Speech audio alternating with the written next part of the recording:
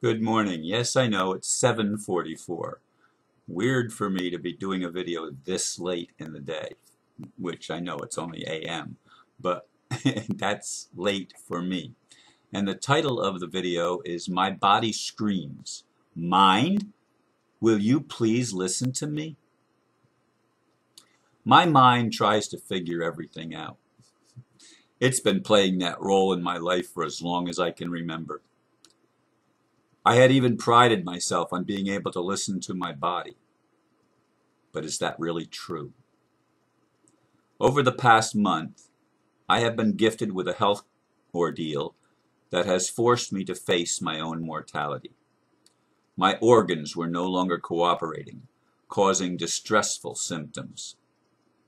At times it seemed as if I was getting better, but over the past several days, improvements seen barely more than a week ago were reversing. I still can't say that I can interpret the body signals accurately enough to put into words. However, in this video, I'd like to share where I am today. I do not have all the answers, and please don't consider me an expert.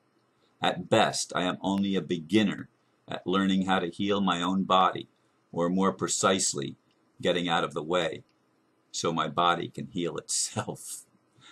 I want to turn to another video that I want to refer to. Anyway, yeah, it's been quite a ride. I mean, yesterday my total food intake was a slice of pineapple about an inch, approximately an inch, maybe an inch and a quarter thick. That was it. That's all I ate all day long. And I probably didn't even drink a half a gallon of water yesterday. The reason I made the choice to drink less water is because it felt like over the past several days I was forcing water into my body, trying to get as close to the gallon as I can, although I probably only averaged at best 3/4 of a gallon, or 3 quarts of water. And my body was trying to tell me, you're putting too much water in. But I had a rule that somebody else gave me that I was supposed to follow, that I was supposed to drink 4 to 6 liters, not quarts, liters of water a day. And that of distilled water. And that was what I needed to detoxify my body and to get better. But the truth is, I wasn't getting better. The shortness of breath, if anything, was getting worse. My energy level was diminishing day by day. I was having less stamina, less ability to do things. I mean, even simple walks from here to there were sometimes forcing me to sit down and catch my breath. I mean, it had reached the point of absolute ridiculousness. It wasn't getting better. It was getting worse. And so I stopped yesterday trying to force water or fluids into my body. And even though my body was crying out, feed me, and what was coming to mind was comfort foods like pizza and macaroni and cheese, I did not follow that. I did not even take the time to make myself a salad with greens and onion and other things that I've been making the salads with. So anyway, I reached a point last night where I said, I've got to do something. And so I soaked my feet in a hot foot bath with regular tap water and Epsom salts and eucalyptus oil for a half an hour. And then I had a conversation with a friend on the phone. And after that, I was massaging my feet and talking to my body and actually doing ho'oponopono on my body parts. Talking to my heart, talking to my kidneys, talking to my liver, my lungs, talking to my circulatory system, talking to my pancreas, talking to my feet. See, my feet were swollen ever since this ordeal began. And people were telling me, Ron, elevate your feet. Well, that makes perfect sense. But Ron had it in his head that elevating the headboard of my bed 6 inches would ensure proper circulation, and it eliminates varicose veins, and it eliminates all sorts of health problems simply by sleeping with your bed at the right angle, namely the headboard elevated 6 inches. So I had been doing that, so my feet were the lowest part of how I was sleeping. So for the past, is it 3 nights now, I guess? I think I actually started in the daytime 4 days ago, but I think it's been 3 consecutive nights that I've put 4 pillows under my feet to elevate my feet so that they're actually the highest part on my body, higher than even my head at 6 inches above. So my body was sort of with my feet higher, and it was going down to my heart. Now when I would wake up in the morning, initially the swelling would have decreased. It would have gone down. But then within an hour of getting up and sitting at the computer and doing things, the swelling was right back up, and maybe even worse. But again, I was forcing fluids into my body when my body was working hard to try to get rid of the fluids that were stored in my feet and other parts of my body. Now, ironically, after I did all of this thing last night with the Ho'oponopono, and I continued it this morning, I actually got up and I could have done my video. I could have done it at 2:22 very easily. I got up around a little after 1 o'clock, and I woke up probably a little bit before that. But I decided not to do a video, to go back to bed instead, and to, again, talk to my body. Talk to my body and ask it to help me hear what it's trying to tell me. And the body is simple. It speaks in pain, or it speaks in relaxation. And I can read when it's in pain or atrial fibrillation of my heart and arrhythmia. I can hear that. I can feel it. I can sense it. And it is affecting other parts of my body. I could feel, by the way, when I'd elevate my feet, when I'd wake up, my bladder would have pressure on it, but I couldn't urinate, at least not for a little while. I'd have to wait a half an hour for my body to acclimate, and then I would open whatever muscles needed to be opened so that I could have a proper urination. So little things that I've been noticing in my body. But here's the big thing. My head thinks it can figure things out. And my head, I'm learning, is not very good at that. It prides itself on being good at that, but it's not really. I mean, I get told that you're supposed to drink this much fluid every day, and so whether my body is agreeing with that or not, there I am trying to force fluids into my body. I'm trying to force myself to do things that my body is saying, I can't handle this, I can't handle it. And I override my body again and again, trying to make the rule that I've been given work. Experts give rules for others, but there's only one part of you that knows how to keep the human experience operating smoothly, and that's your body. Your body has natural wisdom. Your body has intuitions and sends messages that if you are sensitive enough to pick up the messages, and if you actually listen to your body knows how to heal itself. Now, I've discovered a nutritionist who I think is wonderful. She's from Australia, and her name is Barbara O'Neill. Google her. The first video that I watched of hers was Acid-Alkaline Balance by Barbara O'Neill. That's the title of the video on YouTube. It's almost an hour long, 57 minutes long, rounded off. But it provided a beautiful way on how to alkalinize the body. You don't do it by drinking alkaline water. You do it by eating alkaline food and acid food in balance, maybe an 80% alkaline food and 20% acid food. It's not that you have to give up all the acid foods, but you bring it into balance. Now, I love her. I think she would identify herself as a nutritionist.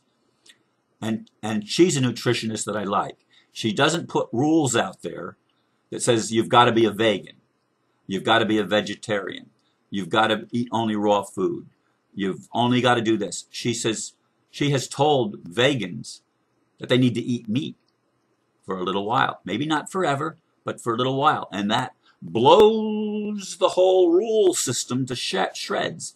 That's why I don't like fundamentalist food addicts or fundamentalist foodists that think that you have to do it exactly this way and don't break any of the rules. Barbara has the wisdom to say, learn to listen to your body. Your body will be telling you what it needs.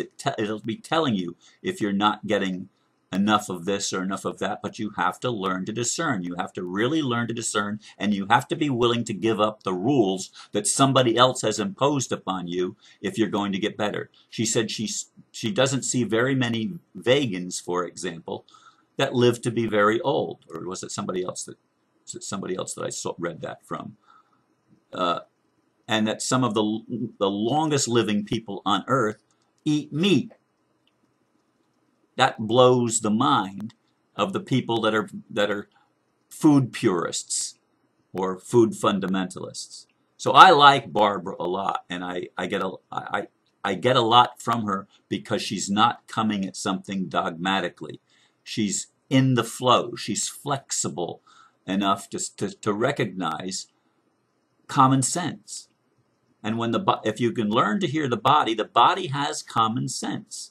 The mind overrides common sense far too often. At least mine. Probably yours, but I can't speak for you. I can only speak for me. I can only even hope to become an expert on how my being works, on what's right for me, on what's good for me. That's all I can. If I can master that, I will have mastered my human experience. I will have become at least well enough to be somewhat whole. So anyway, this has been an incredible journey.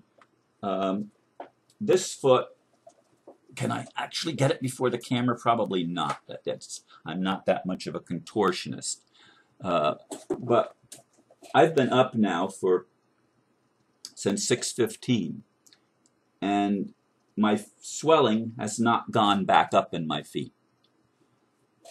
They're not normal 100%, but they're so much better than they've been for the past several days. And on top of that, I weighed myself this morning before I went and took a hot bath with Epsom salts. I weighed myself, and I weighed in at exactly 210.0. Now, my ideal weight for me is from 195 to 205. Now, I've not been below 200 since 2002 after my operation. I had never weighed above 200 in my life before the operation, but I bloated up to 230 pounds filling with fluid after the operation, the open heart surgery. Now, I had, during this crisis that I've been in over the past 4 to 5 weeks, I guess it's been, I bloated up to actually a little bit over 226 pounds, between 226 and 227. I don't remember whether it was 0.4, 0.6, or what it was, but it was 226. I've lost 16 pounds. Now, for the past couple of days, for a while there, I was losing a pound a day until I got down to 212. And then I stayed at 212 for probably about 3 days. It didn't vary much from 212. But since yesterday morning till this morning, I lost 2 pounds. Now I'd like to lose 5 to 10 more pounds to get to what I consider to be ideal. And I think by cooperating with my body and listening to my body, I might be able to accomplish that, because I think that is a healthy thing for me. My belly has lost its bloatedness, which to me indicates that I don't have a bloated liver for example, excuse me. See, I still have that hacking cough that comes, and the last couple of days, especially 2 or 3 days, I've been spitting up a lot of fluid again, which means fluid was still getting into my lungs. Although I did not get my nurse checkup on Sunday because, well, because she couldn't do it because of choices that she had made earlier in the week. But in any case, I know from what my body was telling me that fluid was accumulating again in my lungs. And so now this morning as I laid in the bathtub again, I was doing the Ho'oponopono and talking to not all of my organs, but most of my organs, or the essential ones that I've been noticing.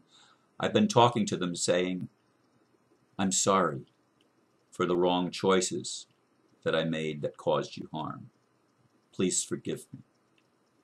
I love you. Thank you. And overall, I did that for my entire body because I've made some really bad choices for myself in not understanding the importance of balance, the importance of using common sense in what I was putting into my body. The thing was about comfort and convenience and easiness. Well, today's my day that I get my Social Security check in my account. So I'm going to be going to the health food store, and I'm going to be adding some things to my repertoire based on what Barbara O'Neill has taught me. And I'm going to be loading my diet with things that are going to help build my alkalinity. I'm not going to do it through water, and I'm going to drink water as I feel needed. Now, during hot weather, when I'm working outside, I might drink 1.5 gallons of water in one day, because I'm constantly going back to the fridge to get more water. And no, I don't drink hot or warm liquids.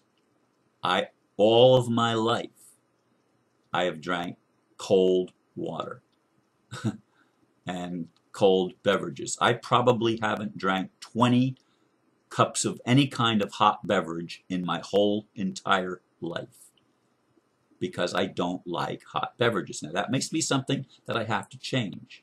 But right now I'm still drinking cold water and pretty much only cold liquids.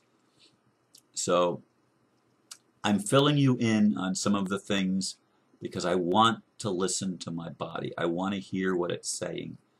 And I don't want to follow somebody else's rules and make somebody else the expert over my body and over my human experience.